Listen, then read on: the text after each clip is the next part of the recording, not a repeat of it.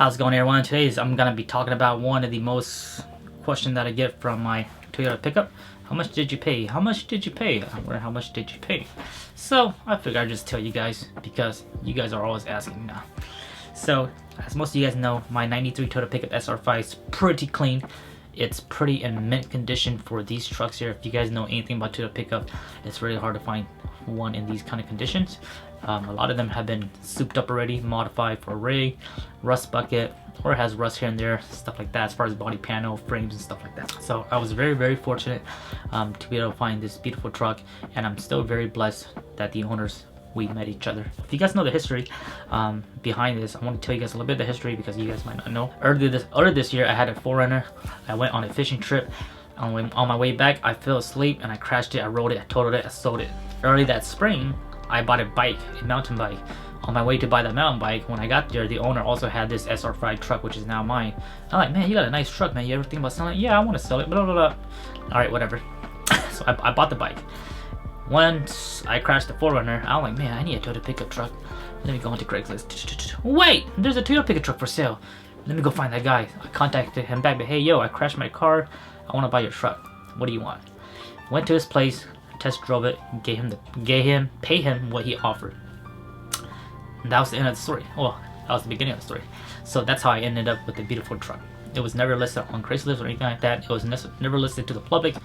I was just lucky and fortunate enough to meet these beautiful owners. How much did I pay? How much did I pay? How much did I pay? So the previous owner, he paid $3,500 for that truck.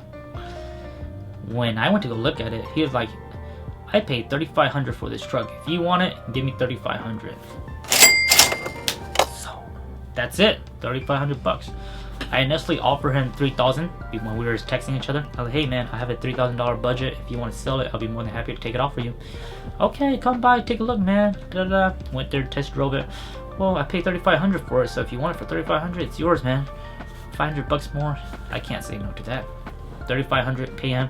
That's a respectable price. You try to pay lower, or when somebody gives you a good price and you try to lowball them maybe more, that's just disrespect. When he said $3,500, I was like, so that's it. I paid $3,500 for it. That's it. Wait, there's more into it. Or did I pay less? So here's the story. I guess you can think of any way you want. I paid $3,500. 2 weeks later, my homeboy Kennedy hits me up. Yo, there's a red 4Runner on Facebook Market.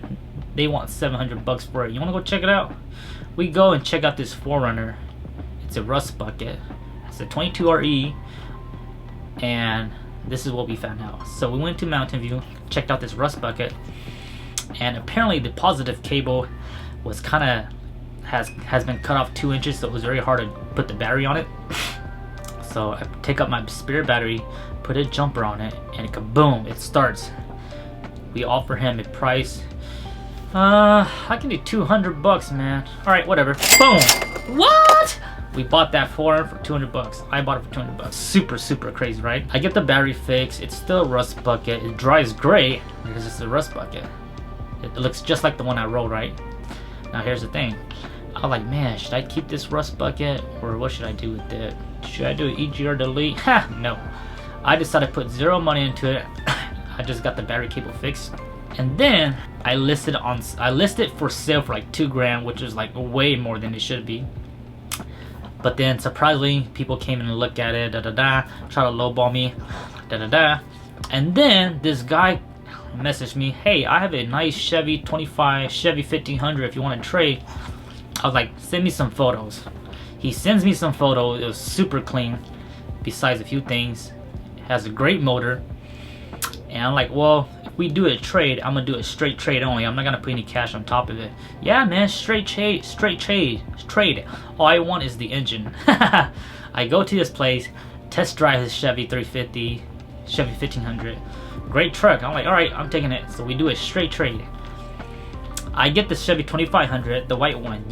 Some of you guys may have saw me post some photos and stuff about the white Chevy 1500. Has a great motor. It was super strong, no leaks, whatever. So I end up with this Chevy 2500, and then I'm like, man, should I keep it? Should I sell it? What should I do? Should I Should I do maintenance on it? Should I put money on it? I'm like, nah, let's put it for sale.